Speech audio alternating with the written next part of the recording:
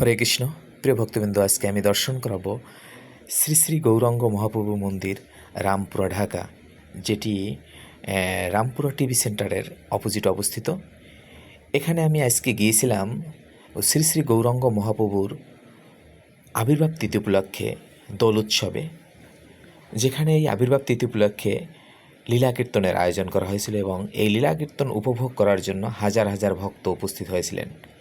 আমি এই ভক্তদের মাঝখান থেকে কয়েকজন ভক্তকে জিজ্ঞাসা করেছিলাম এই আবির্ভাব তিথি উপলক্ষে। আমি দর্শকদের মাঝখান থেকে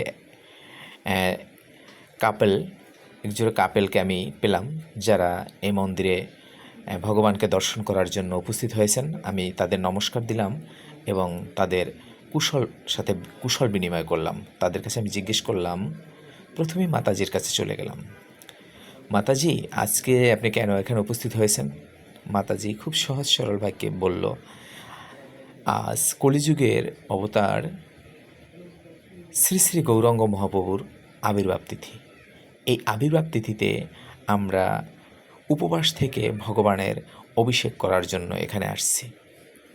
প্রভুকেও জিজ্ঞেস করলাম, প্রভুও তার পরিচয় এবং তার আসার উদ্দেশ্য প্রকাশ করল। এরপর আবার আমি মাতাজির কাছে চলে গেলাম। মাতাজি, এই অভিষেক করলে কি হবে, কেন অভিষেক করা হয়? তিনি আমাকে সুন্দরভাবে উত্তর দিলেন যে এই কলিযুগের একমাত্র আমাদের পতিত পাবন ভগবান গৌরাঙ্গ মহাপ্রভু, যিনি না আসলে আমরা উদ্ধার হতে পারতাম না। এই হরিনাম আমাদের মাঝে আসতো না,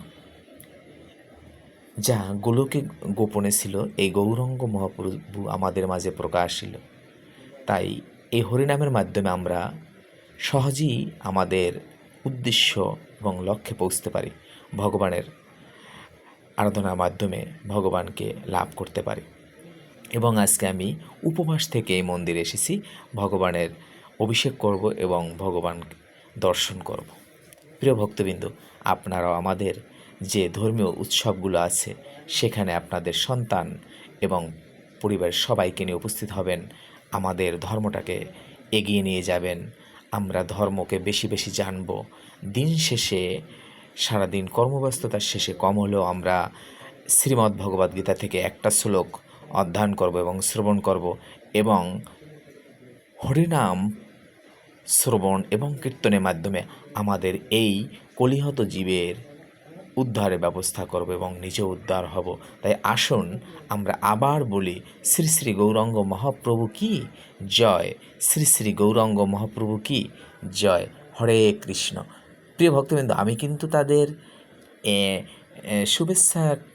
শুভেচ্ছা আনতে একটা ফুলও গিফট করেছিলাম, যেটা পেয়ে তারা খুব খুশি হয়েছিল এবং আমিও তাদের এই ফুলটা গিফট করতে পেরে খুব খুশি হয়েছিলাম। তাই সবাইকে জানাই আবারও হরে কৃষ্ণ।